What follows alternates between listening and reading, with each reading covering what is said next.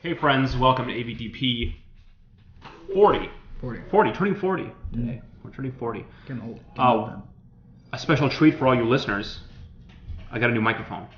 I hope it sounds smooth and good. This microphone, my first microphone that I've been using for 39 episodes, that microphone cost $29.99. This microphone I upgraded big time, $150. So, hope you guys enjoy the mellifluousness of our voices now. This buttery smooth microphone. What was that word you used? Mellifluousness. Wow. There you go. I know words. I don't even know that word. It means like silky, honey-like. Ooh. Mellifluous sounds. Jesus Christ, where'd you hear that? You know it? I'll tell you exactly how I know it. A dictionary has emailed me a dictionary word a day. Mm-hmm. It's one of the words 4 years ago. You remember it? I remember it because it's such a great word. I think it was like 10th grade English class. We had, those like tests every week where we like, here's 10 words, learn them. They're all like, more advanced words, and then you'll be tested on spelling and meaning. That was like going every week for a while. Okay. And I still remember like some of those words. Like the ones that stuck with me were like vicissitudes. No, I don't know that one either. That's like there's a lot of ups and downs into something. So like the vicissitudes of the weather have been very extreme. Interesting. So it's like a high and low. Vicissitudes. Maybe I use that not perfectly, but that's the general gist of it. I like it. So yeah, it's funny how those things stick with you. I recommend everybody sign up. It's dictionary.com. You just sign up, word of the day, and just email your word of the day. Usually I ignore them. Mm-hmm. Every now and then I like read it. I read the subject line and just the word, and I'm like, oh, that sounds good. And then you read the definition, and you're like, okay, I can use that one. All right. So yeah, last week we got new lights. So for the video viewers, we got better lighting. Now for the audio viewers, we got some nice microphone. Really stepping up your game here. I am just going in the hole to make the podcast as high budget as possible. Spend $50 on the soundboard. Or just so I'm sorry about last week for the listeners. Our podcast got cut off at an hour and 3 minutes. Yeah.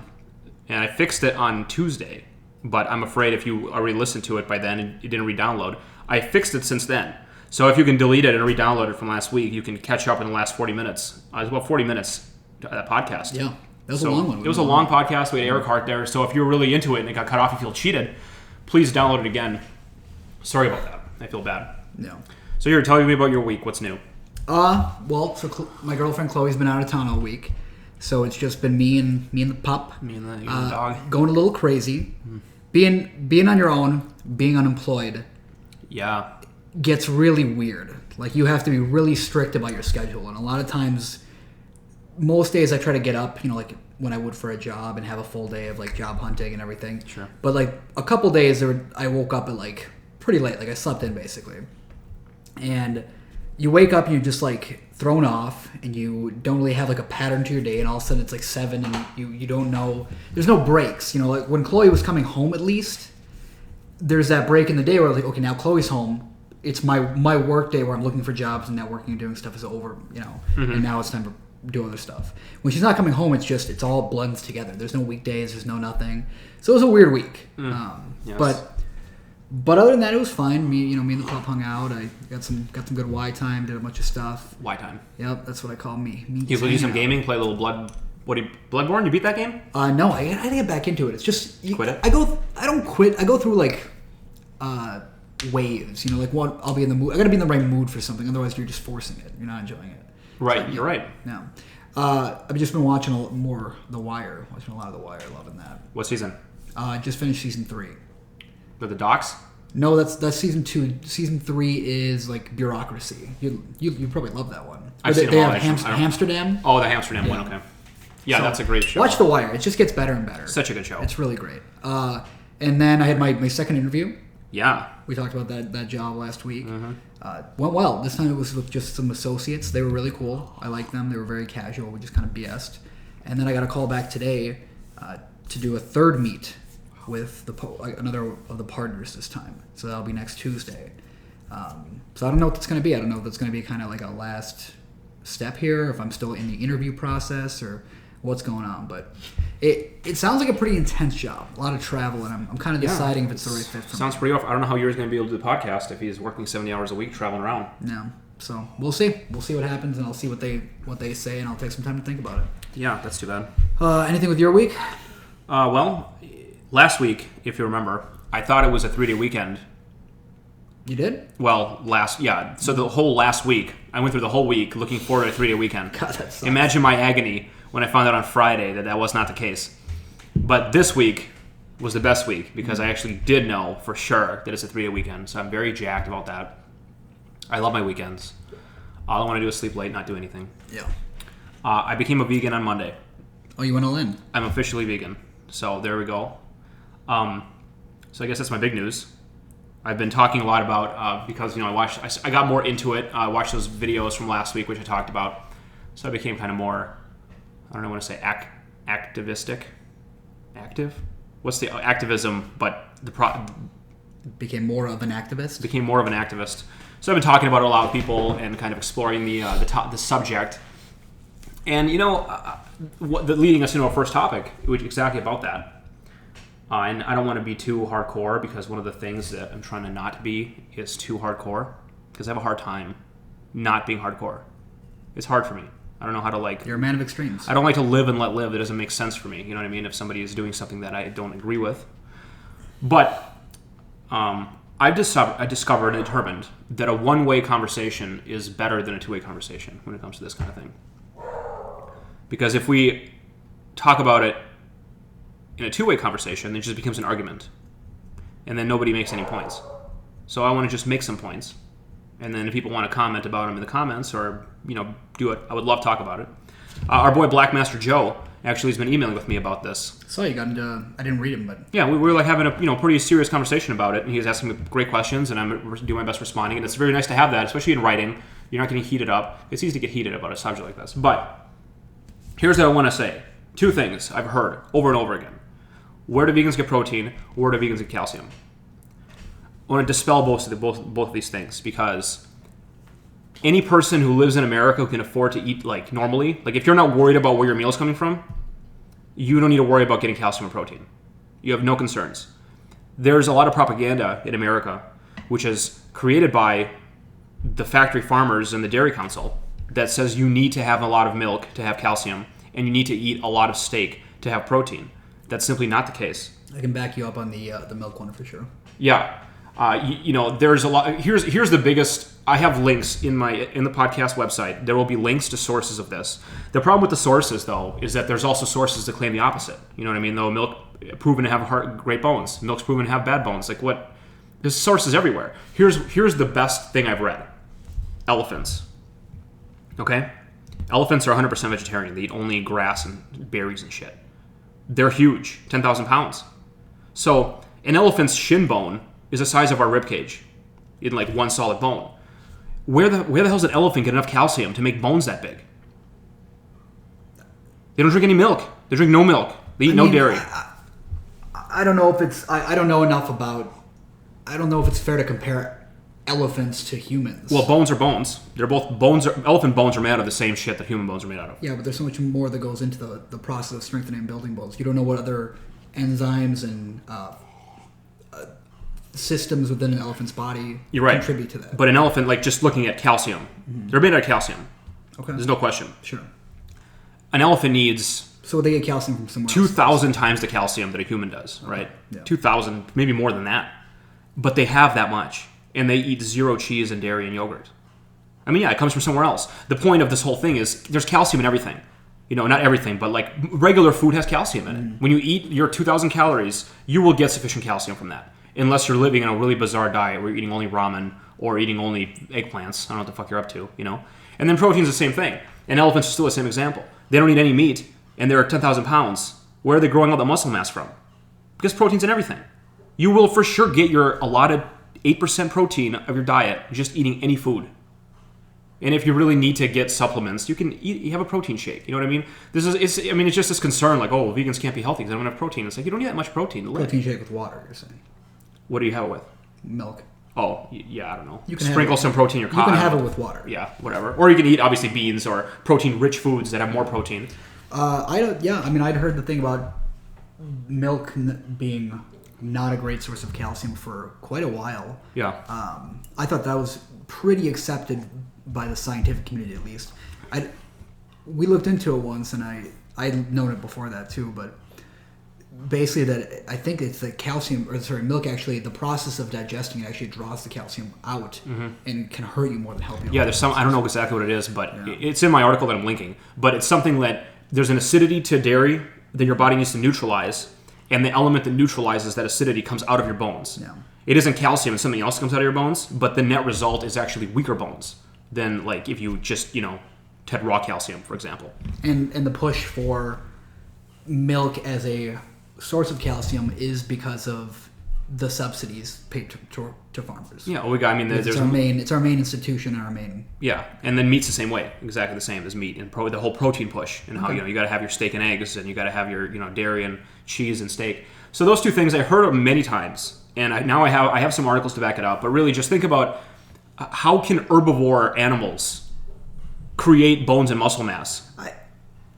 There's nothing that like they're not making. There's not magic. I get it. I think I understand why you're making these points that people raise these. Yeah. But I think it's the vegan people are alive, so therefore, absolutely, I get that you can survive. Lifetime vegans, and they're not unhealthy. You know what I mean? They're not dying. They're not frail. And that's fine. Our boy Mitch's parents both vegan, lifetime. I think that's a not reasonable argument. Well, it's an excuse. It's difficult. It's definitely difficult to be vegan, and I think it can be frustrating. But it's a hard transition at the beginning, but it really you have to stop eating the things you're used to eating. Yeah, that's the difficulty. It's like quitting smoking. It's hard, but once you get in the swing of things, it really isn't that hard. I've been vegan actually mostly for a long time, and by that I mean like I haven't bought cheese or milk for a very long time. Mm-hmm. I still eat eggs. I stopped on Monday, but I bought cage-free eggs and I would eat those. I would make sure they're cage-free, but I can't be sure, so I'm just gonna fucking dump it all. But the only thing I would not do is like if there was cheese on my tacos, I would not get no cheese. I would just like be fine with it. That's before. Okay. As of Monday, I'm not getting cheese at all. But I've been. What I'm saying is I've been living on a vegan diet for a pretty long time. I've not had cheese, not had milk. Anyway, here's the other thing I want to say. People say, if you're a vegan and you're in my face about it, can you, why don't you just respect my opinion? Why can't you have your opinion and respect my opinion? Here's what I want to say to that. And I want to compare it exactly to the subject of slavery.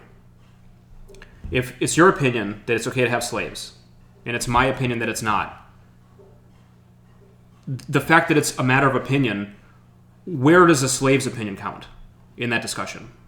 That's why it's not fair to say, it's my opinion to, impose myself on these animals that didn't ask for it. So, that's why and that's why not just me, but vegans get so malicious about it. It's because it's not just your opinion versus mine. It's the animals that are being exploited. They don't have a voice. So who's responsible for them? I want to say just quick, I hate the argument or the saying, you're entitled to your opinion. Oh, I hate it too. I hate it. I heard it today in another podcast, and not even related to this discussion at all. There are things you can have an opinion about and be entitled to them. I like this movie. I like this book. I think the color blue is prettier than the color red. Mm-hmm. But at some point in a discussion, there's going to be usually a right or wrong answer or a logical argument or something. And the phrase, you're entitled to your opinion, gets rid of any discussion you're having. It just makes it pointless. It shoots, exactly. It destroys any, I guess it's a good way to escape a discussion. Especially anytime there's criticism about, a thing, like a book or a movie, and people are like, oh, you're entitled to your opinion. Well, then why do we even have reviews? Why do we have critics? Why do we have anything? Everything's just whatever it is. Some people's opinions are more valuable than others. I get, it's like there are things that are better than other things, and it's just true. Yeah, for sure. And this is, in politics and this happens a lot. It's like, well, you're entitled to your opinion. Well, we are, but I think that when it comes to governing a group of people, there is going to be a best way to do it. We don't know what it is because we're stupid. No. But I think given 1,000 years, we'll figure out the best way. So to say there's not an opinion, you should have a discussion until, everyone, you could get it all out there, So yeah, I'm absolutely agreeing with you. My other thing that I want to say here, there's two more things I want to say. The other thing is, I think that everybody is actually vegan. They just, if they follow their ethics all the way down, they essentially have to be vegan. Only it would be like a sociopath who wouldn't be. Because the baseline question is, I'm against causing harm to innocent creatures. That's what it is. That's the only question you got to answer. If you can say I'm against causing harm to innocent creatures, then eating them doesn't make any sense. And that's really all it is. And most people, and all people I know, they would never say no to that question. Are you against causing harm to innocent creatures? So for you, it's a logical calculation. Absolutely. Yeah. And everybody on their own ethical and moral compass will go, well, I wouldn't hurt, a handicapped person. Would you hurt them? Would you kick them, push them on the street? No. You take care of them. You know what I mean? Then here we have a pig who's, he can't protect himself. He's a helpless pig. This guy, though, we're going to fucking, put him in a cage and slit his throat and eat his skin. I mean, that's violence against the defenseless. It's slavery, and it's murder. Everybody's against that. And the only reason it's fucked up here is because we keep it all so abstract in a black box. No one sees a pig. When have you ever seen a pig? Have you ever touched a pig? Maybe. Yeah, I mean, I haven't. You know what I mean? Maybe like the state fair? I don't know. When people, like in North Korea, I read this recently. North and South Korea, sorry. They eat 1 million dogs a year. They farm dogs and eat them, just like pigs. And they have trucks of dogs going by, and they're going to get slaughtered and eaten. And people are appalled by that. That's disgusting, because we know dogs. We know them. We love them, okay? Pigs we don't see, we don't give a fuck. But they're the same, They're the same animal. They shape different. But like, they're just as happy when they're having a good time. They love ice cream. They love to play with each other. It's fucked up. We got to just look at them. And that's why I encourage everybody to watch those sick fucking movies. I encourage you to watch them. They're not easy to watch. But the fact that they're so hard to watch, that should show you that you shouldn't be participating in it. If you can't even watch it because it's so disgusting, then fucking stop participating. It's fucked up. Last thing, I want to ask you a story. Did you read this thing? You want to ask me a story? I want to tell you a story and ask you if you remember it. Got it. When we were children, back in the day, Yuri is a picky eater.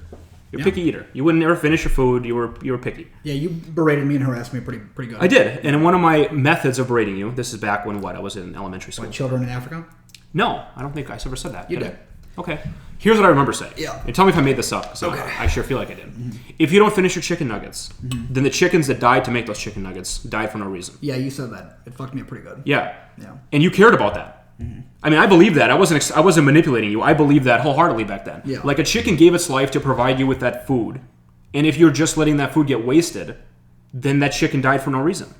And you believed in that. It worked on you. You would always endeavor to finish your food because you didn't want to hurt the chickens needlessly. Well, now I'm telling you and everybody that the chickens are always giving their lives for no reason. Because we don't need to eat the chickens to survive. All the time, we're just killing chickens for no reason, just for fun. For fun. Tasting food that tastes like chicken nuggets, that's fun for us. And that's what we're killing chickens for, and pigs, for fun bacon. We don't need to do that. And it worked on young Yuri when he was a little baby. And I hope it works on all the adults when we're mature enough to understand that we shouldn't do that. A good shaming. Well, yeah. I mean, if that's what it takes, we should be ashamed. So that's my plea. There's a movie called Earthlings, which I'm afraid to watch it. I'll admit I have not watched it. I'm terrified to watch it, as a matter of fact, because it'll fuck me up too much. I can't watch that shit. But if you eat meat still, then I think the least you can do is watch that movie. It's available completely free. Earthlings.com. It's just like a video. You just hit play. You watch a movie. It's absolutely fucking horrific. The tagline of the movie is, "I dare you to watch this movie." That's what it is, and it's absolutely horrible. Is that from a Serbian film? I dare you to watch. No, this is this movie. I know. This is worse than that. I bet. I haven't seen it. Wow. I know somebody who's seen it, and they said they cried the entire time. Earthlings. Okay. So if you're a meat eater and you don't want to go vegan, you don't give a shit what I'm saying, you don't give a fuck, you're entitled to your opinion. But at least pay the animals the courtesy of watching this movie so you can see what you're participating in. At least do that. And if you can watch the movie and then still go back to eating steaks, then you know what? I mean, I've done all I can. That's what made me convert watching the movie. It made me convert to vegetarianism when I watched Vegucated. Recently, I watched just some fucking 3-minute clip converting me to vegan. It's watching those movies that converted me. So I think you should definitely watch them. Let me just say real quick on a podcast note that, I'm letting you do your speech, do your thing. Don't comment to me or give me shit right now, being like, well, you didn't refute this point. You didn't say this to Krasny. I don't have to fucking comment about everything you say. Hey, man, that's your comment, or you want to comment to me, then absolutely. If I feel like sometimes I get this weird, like, attack, but, like, you should be I didn't raise a point that somebody wanted me to raise. Well, I don't know. Maybe I didn't think of it. You know, I'm sitting here on the spot having a conversation with you. Yeah. I'm tired right now. Sure. Like, you know, who knows? So, you know what? You don't have responsibility to, you know, fight with me. Yuri's not vegan. I am. We don't really fight about it. So I'm letting you do your thing. Yeah, I'm doing my thing. You know, just comment. If you have a comment, then I encourage you to comment. I would love to talk about it. My stance on this is there is absolutely no rational reason to eat meat. And I dare you to find one. And don't give me, you know, I mean, you can't give me shit like, oh, it's natural or we've always done it. But those are obviously absolutely fallacious. They're fallacies. They don't make any sense. Just because we've always done something doesn't make it right. Just because it's natural doesn't make it right. There's a lot of things that are natural, like rape, like murdering ineffective babies. Those are absolutely natural things. We don't do that. Yeah. Erroneous on both counts. Yep. So, yeah, but absolutely, give me, you know, our ancestors did it, all that kind of shit. I mean, those are easy. Those are easy to refute. Give me something that's hard, and I'll probably refute that too, you know? And I'll show you if you want an article and, like, prove that calcium is bad, I will link it for you, you know? Yeah, I can get into that. So, yeah, get at Krasny if you want to. Yeah, come at me. Leave Yuri out of it. Just come at me right directly. And, you know, if you are the kind of person, though, who eats whatever they want and doesn't care about what they eat, what might happen is you might get a dad body. You end up with a dad bod real quick. You end up with a dad body. Now, if you don't know what a dad body is, a dad body is kind of hard to pin down. How would you describe it? A slightly out of shape man. Yeah, it's kind of got like a little stockiness, you know? It's like you're not ripped, you don't look like you work out, but you just look like thick. You know, you got a little beer belly maybe. It looks like you cared and then you got married and you stopped caring. Exactly. I think that's exactly what happens. That's the bod. It's building that layer of fat over a layer of muscle that was there. You know what it is because once you have a wife and you have a baby, you got her locked down. You know what I mean? Yeah. Then you can let yourself go. And it's just time. You know, it's hard to find the time to work out and be that same shape. But you know what's funny is about last October, and I think before that, way before that even, a buddy of ours kept saying dad body. He'd been saying dad body forever. He's like, oh, I think it was almost like 2 years ago I've been hearing this term from him and his buddies. Do I know who he is? No, it's my buddy Tarek from law school. Okay. And I was always like, what a weird term. That's so funny. And, you know, I went to visit him in New York, and we were all joking about dad bodies. And you saw me post that one. Somebody heard you. Yeah, well, I saw these articles popping up everywhere all of a sudden. And I texted him. I was like, how the hell were you 2 years ahead of this curve? And he's like, I have no idea, dude. I don't know, whatever. But it's like a really funny phenomenon now. And people are chiming in about it. And there's comments about how women like this more than the ripped man for various reasons. Women like this more. And then you saw an article, I think, right? I forgot what even it was, but it was about how the dad bod's really sexist. I think, I thought that was kind of crazy. I mean, I don't know if it's. I mean, the what we find attractive in men and women is definitely sexist. You know what I mean? Like what men find attractive in the female body versus what women find attractive in the male body. It's not equal by any means. Well, no, I disagree. You think it's equal? Well, first of all, okay, it's different. Right? Yeah. It's sexist because there are two sexes exactly. and you look at them differently. I mean, for sure. But that's not sexist in the way you think of sexist normally, right? Brad Pitt, Thor, right? The guy who plays Thor. Let's say we go with him. Yeah. He has to be in peak physical condition all times to play those movies. He's got to work out constantly, eat a certain diet. He's jacked. Women love him. They're so attracted to him, right? Mm-hmm. That's a idealization and like a sexualization of a person. Yeah. Like, sure, it happens to women too, but it happens both ways. Like, women are still attracted to men in peak physical condition. That's not... I think where it comes from is the dad bod phenomena gives men permission to not have to worry about their looks. And to me, I think the dad body movement is kind of a joke. I don't know if it's that serious. And so I actually don't know. And there are plenty of women who are attracted to that, but there's plenty of guys who are attracted to women who are just normal, who don't have these crazy, supermodel bodies. Like there are men like that, but not media though doesn't give women permission to be that way. I don't know if media gives men permission to be that way. Well, they do now. That's what the dad bod movement is. The dad bod movement is the media reporting on, oh, look at these handsome dad bods. Look at Paul Rudd and look at, this guy. What's his name? The Zero Dark 30 guy. Chris Pratt? Yeah, Pratt. He was one of the pictures. Yeah, but then he got super jacked. But it was Parks and Rec era. Him. But I don't think anybody was like, man, Chris Pratt in Parks and Rec, he's so hot. They were always just like, he's funny and sweet, and they liked him for what he's attractive. Well, he's got an attractive face. Well, maybe the funny sweetness, and they disregard his physical appearance for whatever reason, and he's an attractive man. I mean, I can see where they're coming from in calling it sexist because the media is giving permission to one sex, but not the other. I just don't know if, where's this permission coming? What is? I don't. The media's permission. What are they doing? Like, they're making it. To me, it's still a joke. It's still like, look how funny this dad body movement is. Nobody's being like, it's okay now. It's cool. Well, like the dad body movement in itself is a joke. Even calling it a dad body is kind of a indication of what it is. Do you know what I'm saying? I do know what you're saying, and you could take it that way, but at the same time, there's definitely like, if they start putting people on the cover saying this is a very sexy man and he's got this physique. I'll say this: when a dad body is on a Calvin Klein underwear commercial, then I'll buy into it. Until I see a dad body type person modeling for something like cologne or something you normally see like a sexualized version of, I won't think that it's sexist. Now there is when it's high fashion. You're waiting for high fashion. Any time that you show what you would think an idealized human body would be in a commercial or an ad, you're not going to show a dad body, and that's where I think the discrepancy is. Now there are lots of sexist views about men and women, what the standards are for them in the world. I just don't think the dad body movement is like sexist in itself. I think it's more of a joke than anything. Well, I'll tell you what I don't. I mean, I can see where they're coming from and calling it sexist, but the ideals between men and women were never equal to begin with, and this doesn't negatively affect women's image. Like their problems are their problems. Like that, the media has a problem with fetishizing and sexualizing women in a weird way, definitely.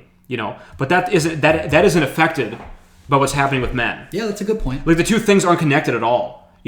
So I don't think that for men to be let themselves go as being okay affects women at all. I mean, they still have the same issues they've always had, where they got to be a size -1 and fucking have big boobs and a big ass, whatever. But it doesn't affect them. That's the same issue they've always had. So why is this? Why does this make them in a worse position? Well, let me flip it a little bit too. Like right now, there's been a lot of talk about plus size models, like Victoria's Secret plus size models, and there have been. When you say a lot of talk, what are you basing this on? There have been campaigns. There was a little bit of controversy because Victoria's Secret brought out a new line of plus sized lingerie, and the women in the plus sized ad weren't really plus sized. A lot of them were. They were just not models. They were like not tiny. Yeah, they were like maybe a little, exactly, not tiny. But then there were other ads, and it's kind of a bigger thing right now. So like plus size models are more in the news than they've ever been. Sure. Well, how is that like taking something back for women, but the inverse is bad for women? You know what I'm saying? On the men's side, why is it okay for women to go, well, we're fine here, but if men go, we're fine here too, it's bad for women? I think that's what you're saying, is that they're two separate things. Yeah, they're exactly. I think they're just not connected at all. So from my point, I think the dad body thing is a joke, and I don't think it's really serious. But even if it was, I definitely don't think it's sexist towards women. Like I don't know. I think there's problems around both of them, but it doesn't make sense. There's always going to be like men who are super attractive, and there's always going to be women that are super attractive. And as a matter of fact, this whole like big ass movement, that's new. Is it? Yeah. Sir Mix-a-Lot would disagree with you, my friend. Well, I mean, the black guys always like big asses, but us white guys we didn't really get the memo back then. I always liked a little junk in the trunk. Well, maybe you did, yeah. But I mean, think about like nowadays. Think about what's hot right now. Kim Kardashian obviously is hot. Nicki Minaj got the big ass. Who else is the big ass nowadays? J-Lo just did that fucking desperate song. Iggy Azalea? About, hey, I have a big ass too. Don't forget about... Did you see that fucking video she made? With Iggy Azalea, I think. Was it with her? I think so. J-Lo just made some blatant I have a big ass song? Pretty sure, yeah. God, I watched that with... The video was really bad. I remember that. I mean, the whole thing is bad. The whole thing's like, oh, me too. I want to get on the train with a big butt. J-Lo, get out of there. So what's your point on this? My point is, that's today. But think back to when I don't know what you, when I was in middle school, we had Britney Spears, Christina Aguilera. We didn't have a big ass thing back then. Yeah, that's true. The pop stars back then did not have a big ass. They were young, young girls were like the hot shit back then. And I mean, maybe that's a product of my age. But I'm even thinking like Madonna, you know what I mean? She was the hottest thing. And even the black singers back then, like Whitney Houston. Aaliyah. and like Ashanti and all those. Yeah, I mean further back. I'm talking oh, Whitney Houston age and like what's the one who just died? Who just died? Yeah, who did the drug overdose? Was that Whitney Houston? Yeah, not just, but yeah, Whitney Houston. That was Whitney Houston. Yeah. Fuck. Whoa, fuck. Well, anyway, but there's not a big ass thing there. You know, Madonna didn't have a big ass. Like all the pop stars, it wasn't a big ass moment. But nowadays, it's like, oh, it's all about big asses. Yeah, but even that in a way is kind of a fucked up perception of women. Like sure. Those women who have those big asses aren't saying it's okay to be a big girl. It's saying, look at my ridiculous ass in proportion to the rest of me. It's like it's still it's just a different version. But I mean, my point is that shit changes like that, yeah. and you have to go with it, or if you want to fight it, that's the way it is. But perceptions change, and if all of a sudden Dadbod's hot, okay, then Dadbod's hot. In a couple of years, it won't be. And it'll be all about pecs again, who knows? No. But to say it's like sexist now, it's like what people find attractive is different. Yeah, I don't know. I can just say that for me personally, I definitely don't feel like, oh man, I can just have a dad bod now. Let it I'll go, be all baby. good. Let it go. No, can't do that. Not you. I think I've always had this like fat kid mentality because I was a big kid that like I can never go back. Why would you? I can't. You crawled out of that. But like it's a special extra motivation. Like anytime I'm like, I shouldn't go to the gym this week. I can't go back. Can't go back to that kid. That's good that you have that. Yeah, fat kids, man. If every this is prime example is you can, if you're a fat kid, you can get out of that hole. You're now. It's fucking, look at this fucking guy. Swole. I mean, yeah, he's stacked as fuck. It's a swole apocalypse up in here. All right, let's move on here. Did you hear about this cancer charities fucking theft bullshit? Did you read this? I read it when you posted it. I never heard about it before. Does it make you sick? It's pretty fucked up.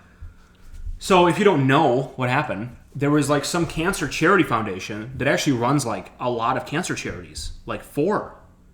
They were not donating very much of their money to charity. They were keeping it all and buying each other cars and yachts and shit. And then so that's sick, right? That's a disgusting, sick thing to do. It's basically embezzlement, right? I don't know. What is embezzlement? Embezzlement's when you take, like, if you're a corporation, you take company money and use it for your own purposes.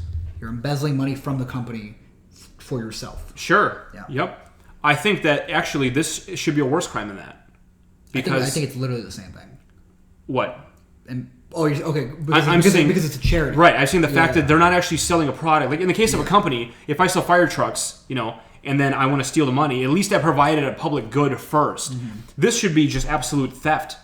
You know what I mean? Yeah. They're just taking money from people that are giving it on goodwill to cancer, and they're just buying each other fucking yachts, jerking each other off. Unbelievable. So that's disgusting. That's a disgusting thing to do. They get caught red-handed. Gotcha.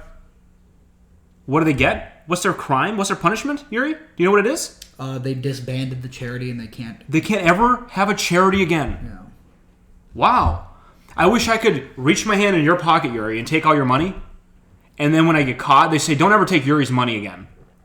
You can keep the money, but don't ever take Yuri's money again. So there are no criminal charges? Not according to these fucking articles that I've been reading. No. They got a slap on the wrist. They got to keep their fucking yacht. And then they just can't ever have a charity again. Like, well, they already fucking won the charity game. I don't get it. I don't get it either. Because they're rich, they don't. I mean, what the fuck's going on? I don't know. I mean, like, what was it? Exxon? Was that the company that Enron? Enron? Yeah, like Exxon had the oil spill. And I'm thinking Enron then. What is it? Which one's that? That's one of the big companies that had the scandal where their CEOs were embezzling money and they got charged and they got convicted. I don't understand how this is different. I mean, a charity is a company; it's just a nonprofit. Yeah. But should it not be the same thing? I mean, it should be worse, in my opinion. It should be worse. Because you're exploiting people's goodwill, and that's fucking horrible. You're lying, like you're selling lies. You're not selling products, so fuck you very much for that. But then, here's what I don't get. So they're caught. They stole $200 million. Yeah. Okay? That's on record. 187 million is, I believe, the exact number. So they know that. That's part of the trial. So if I'm a judge or who the fuck, the prosecution, I don't know who the fuck's doing this, then here's what I'm thinking. You owe us that money. You owe that money back to the public. You know what I mean? Like, you owe that money. That's money that's not yours. Yeah. So, first off, you're fucked. Second off, you're giving all the money back, whether it be to the people or to, the public, whatever it may be. A government can fucking piss the money away as long as they take it from these fucks. And C, you're going to give us more fucking money for being an asshole. Because I know you got it. So if I'm the U.S. justice system, I'm thinking, oh, great, we got a rich motherfucker on the hook who's guilty of sin.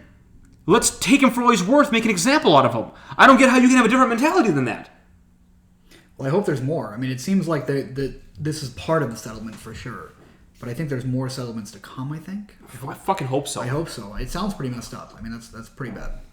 I don't totally understand how it could happen. And here's the other thing I'm disgusted by. I really appreciate and have a fondness for people who donate money to charity. Mm-hmm. I really love that. I think it's the greatest thing you can do is, whatever you're doing, you're very successful at, you get a bunch of money, and then instead of, saying, okay, if you pay me, whatever, they just give the money away to good causes. I think that's great. Yeah. That's the greatest thing you can do. And me being, the quasi-libertarian that I am, that's essentially the only way that things like that can be funded in my mind, because I don't want tax money doing it. You know what I mean? So I really like rich people who donate all their money to charity. I love that. But then people on Facebook, especially on Facebook, this has been a big thing. And people are saying, yeah, all those fucking losers who did the ice bucket challenge are probably like shitting their pants now. You know what I mean? I'm like, why would you call the people who donated money to losers? Like, why would you antagonize the people who trusted a person who says I'm working for charity, and they trusted the U.S. government to regulate companies that claim to be charities, and donated money out of their kindness of their heart to help charity? Now you're ripping on them for being duped by the charity? Why? Because you're so much fucking better because you never donate money to charity? Fuck you. I do like that this article at the bottom does say, don't let this be a reason not to donate. Yeah. That's nice. I mean, there's plenty of charities that are good. Don't be like, I fucking knew all charities are bullshit, that's why I never do it. No, you don't do it because you're a fucking cheap asshole. Congratulations, now you have an excuse. Fuck you. Crawl back under your fucking rock. You know what I mean? Keep your shit to yourself, stupid bitch. Am I wrong? No. I'm right. Yeah. Yes. So, if you're going to get mad at the motherfuckers who stole the money and bought themselves yachts. That's fucked. Charity needs to be cured for all... charity needs to be cured. Cancer needs to be cured for all of us. Not just the people who have it. You're going to fucking get it too. Especially you fucking prick. And you should definitely do your research when you donate. You should, there's a bunch of sites. I think that's a lesson to be learned here. There's a site. Don't donate. But. There's some site. I think it's in there. Maybe. I don't know. There's some site that is like a nonprofit that their job is to authenticate charities to make sure they're okay. Although that should definitely be a U.S. government thing. Should that not be? What? Well, when you register your company as a nonprofit with the government, doesn't the government check that you're actually a nonprofit? I don't know. I would think so. I mean, for sure they must, right? They should be. They're obviously doing a fucking horrible job because the government can't, fold a fucking paper airplane, let alone manage anything. But they should allegedly be, taking care of this shit. For sure. But they're doing a shit job. I mean, as a citizen... Well, I mean, they got him eventually here. And how long was the charity going? A year or two? These are, I don't know. These are 4 different charities. I think they've been going for a long time. I don't know. Well, one's you said the Ice Bucket Challenge one, right? Or is that just separate? That was somebody just ripping on those people. Oh, okay. I'm not sure if the Ice Bucket Challenge... That was ALS. That's not cancer. You're right. It was the last 15 years. Sorry. Oh, 15 years. So, okay, I mean, obviously the fucking government's doing a really efficient job. These fraudulent organizations were able to operate without being discovered because the defendants took advantage of a new wave of charities that were formed in the last 15 years. I get it. In the last 15 years. I don't know what that means. I love the idea of new wave and the last 15 years in the same sentence. That's fucking crazy to me. I mean, these people are sick and I hate them, and I hope they fucking get cancer themselves. How ironic and karmic would it be if they got cancer and died slow? The FTC said recovering the full amount of the embezzled money will be difficult because the defendants' bank accounts contained insufficient funds. Well, they spent it, obviously. However, the government said funds collected through settlements will be donated to legitimate charities in different states. Perfect. I mean, I love hearing that. So at least there's something coming, but I hope it's not like there is more. Well, I want to know what the settlement is. Because when I read it... I think there's one... There were several companies, I think was the one you read, and that was one of the settlements was they can't do this anymore. But this other article I'm reading... They need to make a fucking example of these people, of all the times to make an example of somebody. This is it. Yeah, it sounds like there needs to be more. I hope there's jail time involved as well. Fuck yeah, there should be jail time. Yeah. Are you kidding me? It's fucking horrible. Yeah, people think they're helping cancer? It's not a good look. It's pretty messed up. If you want to donate to cancer, you know when you should do it? The Awesome Games Done Quick organization. What's that? Well, once a year, and I believe it's happening in July... A series of video game players get together and they have an event called Awesome Games Done Quick and Summer Games Done Quick. It happens 2 times a year. Summer Games Done Quick is coming up in July. Where for probably 10 days straight, on Twitch, they're playing video games and beating them really fast. They're speedrunning games. And during the entire time, they accept donations, and all of those are going to charity, to cancer. It's like the Extra Life thing I showed you. Yeah, it's like that. event. That's another one where you do a 24-hour stream, you play games, you just, have it recorded, and people donate to you, and then all that money goes to the charity. It's like it's like that. But these guys, it's one 10-day straight event where they get a hotel, and they're like in this one room, and they're beating all these games, and it's really fun. If you're a gamer, you definitely love it. I watch them all on YouTube all the time, and I watch the live stream whenever I can, and it's 10 or 12 days straight, and they raise about $1 million every time they do it. It's very cool. Yeah, I always buy see this video game shirt I'm wearing? I do. Every time this happens, I buy the Yeti, like T-shirt. That's they funny. make video game shirts, and all the proceeds go to the charity when they sell them during every year, every event, I buy the shirt. It's a cool shirt. Yeah, there's a bunch of different shirts. This is a cool one. Yeah. There's a bunch of cool ones. So yeah, and that, I mean, I don't know. I believe that goes to cancer research. Well, I guess do your research. It sounds pretty legitimate. I mean, people, this is, they're people, like me. I believe them. I see them on there. They're playing their games or, cheering when people donate. And they read donations live during the streams. It's really great. It's going to happen in July. Look it up. A lot of transparency there, it sounds A lot of transparency. Yeah. So that's a cool one. All right, so fuck these guys. I hope they die. Let's move on to the next topic that's kind of a big thing. You got some, yeah. Los Angeles made a $15 minimum wage increase. That's such a high jump. It's fucking huge, man. It's a huge jump. It's a big jump. Now, it's almost double. I didn't know, but okay, I knew Seattle was doing this. In Seattle, this has been happening for a while. What? $15 minimum wage. Oh. They did it a while ago in Seattle. I also... You mean Washington State or... Seattle. Well, Seattle's a city. Yeah. Can just a city do a minimum wage? I think it has to be a state minimum wage. It's just Seattle. And just Los Angeles. It's not California. Really? It's only LA. Well, it's LA and San Francisco. Interesting. The 3 states that are doing it right now. San Francisco, LA, and Seattle. Those are cities. Those are all. Yeah, I meant those are all cities. Okay. Although those are the 3 cities that are doing it. And one of the criticisms against it is now companies that pay a lot of minimum wage workers have an incentive to just move out of the LA and move right on the border, and then not have to be not have to follow the $15 minimum wage. Anyway, I'm against increasing minimum wage to $15. I wonder if it's in part you're right, it is a city, a reaction to the high cost of living there. Could be. I mean, yeah, you definitely can't. LA is an expensive city to live in. I mean, if nothing else, this is a great sort of fishbowl to experiment.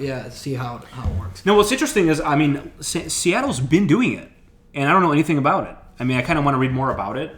Here's my fears. I'll tell you. I'm no fucking economist. I'm stupid when it comes to this shit. But here's where I'm coming from. EMTs. You know what an EMT is? Yeah, the ambulance. Ambulance types, yeah. Emergency medical technicians. Mm-hmm. They get paid approximately $15 an hour, and they have to go. They got to get educated for that shit, and they're responsible for people's lives, and their job pays $15 an hour, which is now the same amount that a Starbucks barista gets. Yeah, I mean, the jobs don't all increase in value proportion. Right, they don't, and I'm curious. I mean, I don't want to say what's like when you're talking about fairness. What's fair? Mm-hmm. I mean, I guess it would be fair now that EMTs get paid more, but where's the money coming from? You can't just pay everybody more. And here's my greatest fear of this whole situation. This is what's going to happen. It's small businesses. People, we've talked about this before, but I'll bring it up again. Mm-hmm. People say, well, Walmart and McDonald's can easily afford to pay everybody triple and still make $30 billion. That's correct. Walmart and McDonald's can do that. But my parents' pizza place cannot do that. Yeah. If you double their payroll, which is their biggest expense, they have to cut half their staff or close the doors. Those are the 2 options. You know what I mean? Yep. Like McDonald's, sure, they make a fucking infinite money. They can do whatever the fuck they want. And Walmart can, but not mom and dad's barbershop. Not mom and dad's fucking car mechanic place. So what's going to happen? This is a doomsday scenario that I'm illustrating, and I don't know shit, I'll admit it, but think about it. All the small businesses start to go out of business. They fire half their staff, and then the half the staff that survives can't maintain the demand, and the store has to, starts providing terrible service, has to close their doors, whatever it may be. Everybody starts getting unemployed. They start crying to the city, and the city starts crying to the state, and then the state maybe starts crying to the Fed, and eventually the government has to go, well, okay, how about for every employee you have, we'll pay half their salary? How about we subsidize minimum wage? And then you got subsidized employment by the government. Everybody's a fucking government worker. And then at that point, we can just keep on raising minimum wage and keep on raising subsidized employment until we're socialist. You know what I mean? It's a slippery slope. It's a big... It's for sure it is. But think about it. Like, the government has an interest to keep small businesses open. We can't just be all Walmart and McDonald's. You know, nobody wants that. They want small businesses. But if they made it so it's impossible to have a small business profitably, you have to subsidize it. I mean, a million things could happen between what is happening, what you're proposing. You're right. I just don't want to speculate that further. I mean, maybe I shouldn't. But here's the other problem, though. Once you make a change like this, how do you go back? What if this fails completely? Are they going to go, you know what, guys? We're going to just fucking cut your salary in half now and go back to the way it was. They can never do that again. It's the toothpaste is out of the tube. You can't ever take it back. Which is why I'm so scared of big changes like this, like doubling or more the minimum wage salary, which is 57% of Los Angeles right now. I mean, there's going to be reactions, but also think about this. If you're a company like this, then you raise your prices. Because now everybody's making at least $15 an hour, and you get more customers, hopefully, who can actually come in and buy your product. I mean, that's a possibility too. I mean, they're both arguments, but let's say that the community you live in now, the one, the pizza place, now everybody there's got extra money to spend. You raise your prices by double, and now you're in the same situation maybe you were double, before. but you've already got a good profit margin, possibly. I don't know. I'm just saying it's just as likely as the other way. I just hate how I don't know what's going to happen. I think it's an extreme jump, though. I think it's hard to go. Minnesota went, $7.25 to $8 to $8.50 to $9. Going from $9 to $15 is nuts to me. I think it's a lot. Yeah. So I just hate the way you can't go back. You know, as an experiment, I think it's great. But the problem is that the experiment fails, you can't undo it. You're stuck here now. Mm-hmm. Because they can't rip the money out of the people who got it. You know what I mean? That would be horrible. I mean, I agree that'd be horrible. At this point, like if I was a McDonald's worker now, I'm like, oh, you celebrate? And like, oh, in a year, fuck you, yoink. I mean, they got used to having that kind of money. They can't just fucking take it back. And then we're stuck there, you know? And this, I don't want to go too in depth because I'm not that knowledgeable, but this is exactly how we got in the fucking hole we're in with the subsidized corn industry. Because everybody was back. This is from Michael Pollan. This isn't veganist propaganda. Michael Pollan's not a vegan, but Omnivore's Dilemma was his book. And then it was a big thing about subsidized corn. And the reason why we have fucking corn syrup and everything is because corn is free because the government subsidizes all the corn. Why? Because everybody's farming corn, and then all of a sudden the demand for corn went away, and all the farmers are like, well, we're fucking stuck farming corn. What do you want us to do? We're all going to go starving. So the government says, you know what? We'll automatically buy all of your corn regardless of the demand. And that's where we're still now. Yeah, that's what they push it. I get that. And that's what this is going to create, I feel like. You know, because the government's going to just bail out all the small businesses now. Maybe. I don't know. You're right, maybe. Yeah. And there could be other solutions. There could be other ways to fix it other than bailing them out. It's fucking, to me. Or it could work. I don't like it. Other people, do like it. We'll see. Yeah, it's fucked up, man. It's fucked. I just think it's an interesting jump. I'm very excited to see how it's going to play out. I think it'll be a great test case. So I need to read up on Seattle, how they're doing. They've been doing it for, maybe a year. I mean, I got to think if Seattle's been doing it for a while and now there's other people following suit, it must have been doing pretty well. It must have worked. Well, I wouldn't say that. What do you mean? Well, I'll base this idea on how Amazon fucked all the affiliates when the state tried to impose tax on them. Yeah, but I feel like that was a different situation where... Well, the situation, though, was that Amazon did something in a state. Yeah. And they did this, which hurt the state.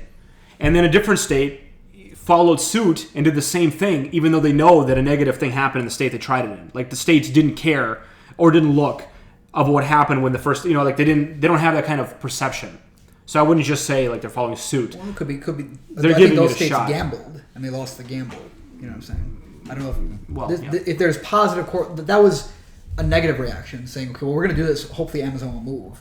Here, if they're going, well, they did it, it worked, we can do it too. I don't know. We don't know enough here. So give us a comment. Tell us what... But if you didn't know about this, now you know. Let me know what you think about raising minimum wage. Hopefully you know more than me, because I don't know dick about shit. So...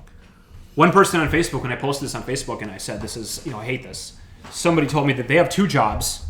One of them is a minimum wage job and one is not. And they will be losing their minimum wage job after this kicks in because the employer already said that they're going to have to fire half the staff. Interesting. The part-time workers got to go. Yeah. So that's, there it is. Somebody cited, one of my friends on this thing, they cited like a source from the U.S. the U.S. Department of Labor. And it was an FAQ, like myths about minimum wage. Mm-hmm. And it is a series of like myth, this, not true, here's the actual answer. I'll actually put this in here. Let me write that in. But they listed no sources. There's no sources listed. And they would say things like, studies have shown that 3 out of 5 small business owners actually support minimum wage increases. There's no footnotes or anything? No footnotes, no link. Like, what fucking studies? Where have they shown? No, they just stated that. And I'm reading this fact. I'm not making this up. 3 out of 5 small business owners are supporting minimum wage increases. I'm like, so 60%?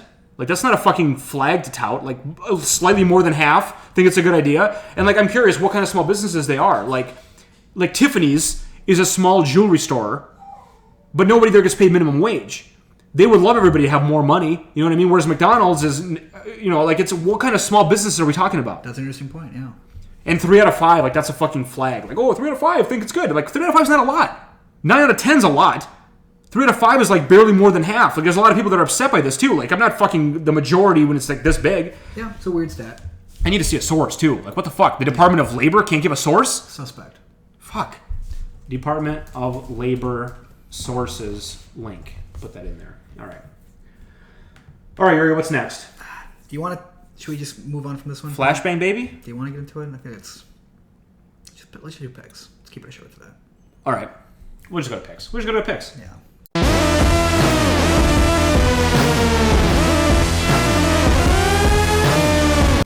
All right, you wanna do yours first? Yeah, sure. I'll get mine out of the way. I read a book this last week. Finished it up, called The Fifth Wave. It's like a young. You read a lot of books, I noticed. I try to. Yeah. You read with your eyes? Yeah, yeah. I don't do audiobooks. I have a Kindle. I get them on the Kindle. Wow. Yeah, I love it, man. Ever since I got that Kindle, my book reading's gone up. Okay. So I try to always have a book I'm reading. Whether I'm actively reading it all the time or not. But I always have one in the oven. Yeah, I've always got one that I'm kind of in the works of. Yeah. And I make it a point. I read before bed, whatever. But The Fifth Wave, it's like a young adult book is how it's classified. The same way the Hunger Games are classified as like a young adult book. Even though I think the whole young adult genre is bullshit. If Jennifer Lawrence is in it, I'm sold. Yeah. Well, it's got to be made into a movie, so who knows what they're going to cast. The Fifth Wave? The Fifth Wave, yeah. Okay. But yeah, the side note is like the whole labeling a book young adult because young people are in it pisses me off so much. Like, the Hunger Games has all kinds of fucked up shit in it, and people are dying. Lord of the Flies, the original young adult book. Yeah, it just means young people are in it, and there are some, like, young people who will like it, but it's not like a baby book. Like, I feel like it's kind of... It makes you feel like you're reading kids' books. Yeah, or like, whatever. So it's the whole plot is basically... it sounds a little trite, but there's been an alien invasion, and they came, and humanity's pretty much wiped out at this point. They're just small pockets of survivors scattered about the world, and their attacks have been in waves. So the first wave was like an EMP that took out all electronics. The second wave is they caused tsunamis and across the globe by dropping some big thing into like the tectonic plates in the ocean. So it wiped out people on the coast with these huge floods and these huge tidal waves. The third wave was like a plague, some virus they released that killed like another huge chunk of the population, like billions of people. And then there's the fourth wave and the fifth wave. And so you got to find out what the fifth wave is in the book, but it's basically following this one girl. What's the fourth wave? The fourth wave was they planted like mole like mole agents who you think are human but really are these aliens. Whatever, that's not too important. But it's about this girl who's like kind of describing what's happening, and she's going through, and it starts a little bit slow, but it really starts picking up halfway through the book, and I was impressed. But it's really well written. I mean, they're trying to kill the humans? Yeah. Well, that's what they're trying to do is a little bit of the book. Why are they doing such a bad job? They're not. They're doing a really good job. I mean, if they have the technology to do the shit that you're talking about, they should easily be able to just fucking blow the planet up. You know what I mean? They don't want to blow the planet up because they want the planet. So they're trying to do as little damage to the planet. Okay. It's part of the book, but anyway, right. It's well written. It starts a little slow, but it picks up, and it's one of those nice fast reads. And if you want to be kind of in the know about what's happening, what's going on, I think give it a read. You want to stay ahead of the curve. Yeah, when the movie comes out. Because then when the movie comes out, you can say, I read it before it was cool. Read that book. Yeah. Read the book. I was way cooler. Read the book, bro. Do you even read Game of Thrones? Did you ever tell you that saying, but have you read the book, to things that were never a book is like really fun to do and really? hilarious. That actually is great. Like people just really people are just saying shit, and you're like, but have you read the book though? Like Mad Max just came out. Like, oh, I love Mad Max. Oh, have you read the book? Have you read the book? No. Mad Men just had Mad Men just had the season finale. Yeah. Did you read the book though? Just say shit like that. It's so funny. That's a good point. I like that. So, to troll people like that. I feel like I didn't do a great job describing it. I guess you just gotta trust me. If it sounds interesting at all, and you're kind of into that genre, just give it a go. Just give it a fuck. Is there an audiobook? Yeah, of course. There's an audiobook. Is there a Barnes and Noble Classic leatherbound edition? That there is not. Can't read it. I know, it's a bummer. You got more. I got one more. My next pick is the Bad Blood music video by Taylor Swift. It's a great music video. I love music videos. I'm glad they're still around. I thought they would die out. No, they came back with the YouTube. YouTube saved the music video, and I'm always thankful for that. Mm-hmm. And they've gotten more elaborate and cooler than ever. But this one's got you watched it. You thought it was pretty cool, right? I liked it. It's got like a lot of cameos by different famous people. Cindy Crawford's in it. Yeah, and then a lot of references to action and sci-fi movies throughout time. And it's really cool. It just looks awesome. It's kind of got a Tarantino vibe or Rodriguez vibe. There's some Tron references. There's like a Hunger Games reference. It's shot really well. Just a quick, fun music video. So if you're not a Taylor Swift fan, still give it a go. It's worth looking at. Who's not a Taylor Swift fan, by the way? I didn't used to like her. She really turned me around. She's the greatest. She's cool as fuck. She's so cool. Their songs are great. She's super nice. She's like really great with her fans. She always like meets them. Yeah, I mean, she's not like she's the opposite of Kanye West, I would say. Yeah, she's super nice. Mm-hmm. I mean, she's not bad at music. I mean, she makes great songs. I will say her last album is one of the greatest pop albums I've ever listened to. I love her. All of her. I don't follow her, but all of her songs that are like the hits. Yeah, I like all of them. You remember I was watching The Voice for a little bit. Yep. There was an episode she was on, and she came in, and she was like kind of coaching the people, and she started giving like really great advice, like really complicated musically. Like next level advice, not just like sing better or you're sharp on this note, but like sing this note this way, step this way, and like you watch it happen, you're like, wow, she's an artist. She really knows her craft. Mm-hmm. She's great. She's great. She's a great person. So if you don't like Taylor Swift, then fuck off. Yeah, I gotta. You got no right. I was never a fan, but she really turned me around. Yeah, she's great. So your picks. All right, I'll go with some picks. So if you don't know, I don't know if I talked about it. I got an arcade stick. Yeah, I said it. I talked about it. Maybe. It's a USB like arcade stick by X Arcade. They're not promoting our podcast, but they should be probably. But it's a joystick with 8 buttons, like an arcade cabinet joystick.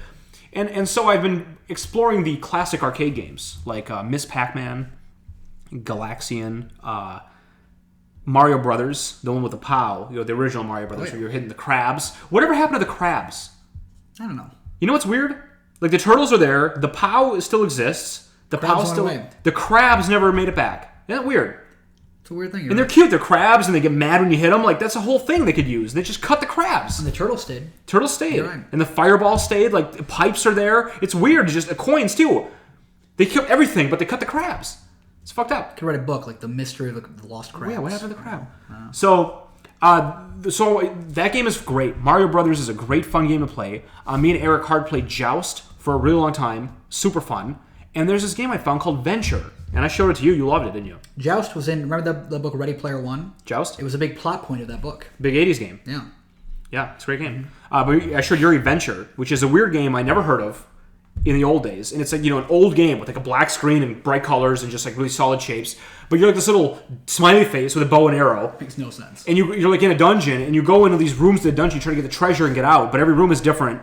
And it's just for that era, like that game has a lot of depth, for being like different rooms and different environments and different, music and sounds. It's hilarious. The first time you showed it to me, I was like, okay, well, this is whatever, an old school game. I'm probably not going to like it, but I'll play along. It's got that really addictive, like one more try feel to it. It's so simple, but you always feel like you can get further. It's well made for the time, and it still holds up. I love playing. So if you like if you have MAME and you have some retro games, get Venture and check it out. It's fucking great.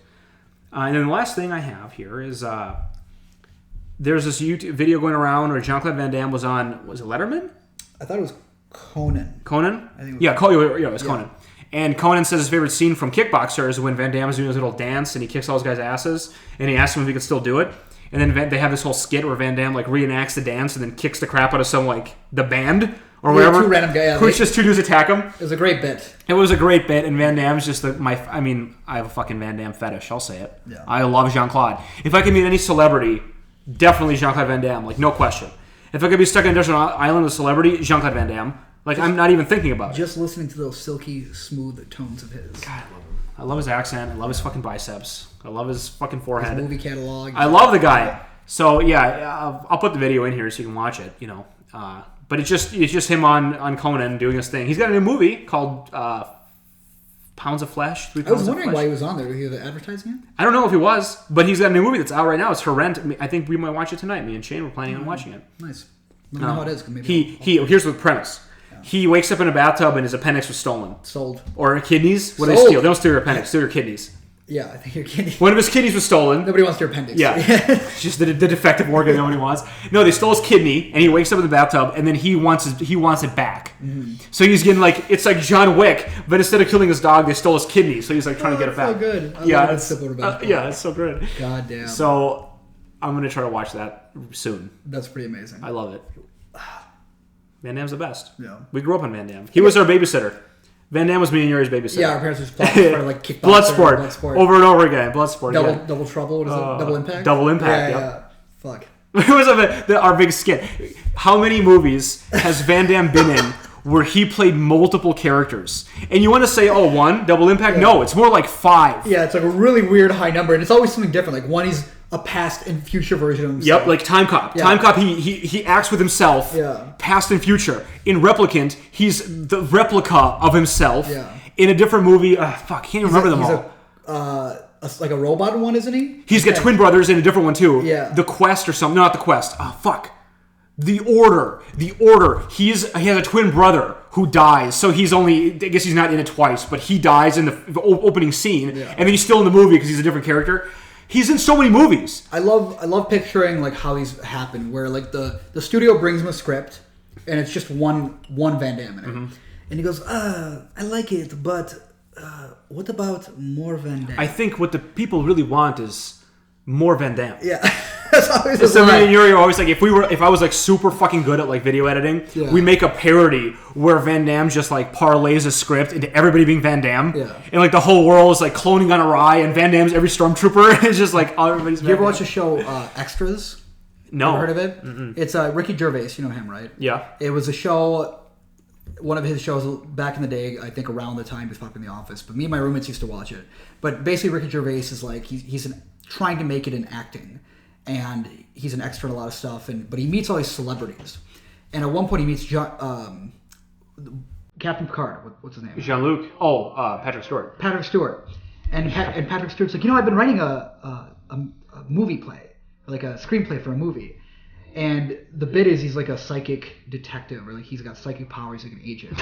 And all he uses his powers for are to make women's clothes fall off.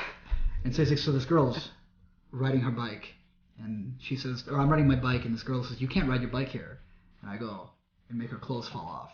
And she tries to cover it up, but I've seen everything. I've seen it all. I've seen this. Yeah, right. That's everything. She tries to cover it up, but I've already seen everything. And so he keeps showing these ideas to Ricky Gervais he's got, but they all end in like him naked women. There's no point. And Ricky's like, so just like that, but Van Damme's like, more Van Damme. Need more Van Damme. Yeah. Okay. Watch that video. Watch all the videos. Thanks for watching. I hope you enjoyed the new audio. Yeah, it sounds good. I hope you'll consider becoming vegan. I hope you'll, if you aren't considering it, tell me why you're not, and I'll tell you why you probably should. I'm just a sleepy little guy. Just a sleepy guy. Well, hey, it's a short podcast, but sometimes short is sweet. We don't want to overstay our welcome in people's ears. We want to come out. We want to pop out ahead. Go too long just talking about nonsense. Follow us on Twitters.